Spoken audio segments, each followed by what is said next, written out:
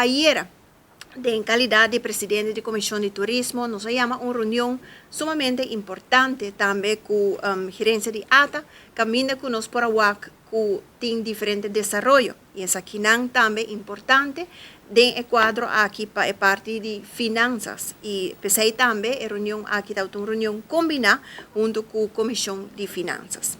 En meta de reunión aquí, para más claridad, para lo cual trata el desarrollo e impacto geopolítico, un tópico que nos atiende tanto internacionalmente, pero también para Aruba, sumamente importante, y también de un pronóstico para el resto de 2025, esa que se llama el Forecast 2025. Si nos resumimos la reunión específica aquí, esta cena con los mercados principales que era Norteamérica, y para ahora nos es aquí tampoco no por cambiar a corto plazo. Aruba nos tiene lazo fuerte con Norteamérica, nos huéspedes también tiene generación caba que está viniendo a Aruba y nanta repeat guest. Nos también que Aruba tiene concurrencia grande en Caribe, nos también en Caribe tiene diferentes desarrollos y a la vez también en parte inventario de cámaras, nos tiene más de 30,000 cámaras también acerca del Caribe, esa que concurrencia directa también para Aruba, pero nos me visa así que parte que el pronóstico queda que nos va a mantener la cifra para lo cual trata parte de Norteamérica. Igual que haya pasado.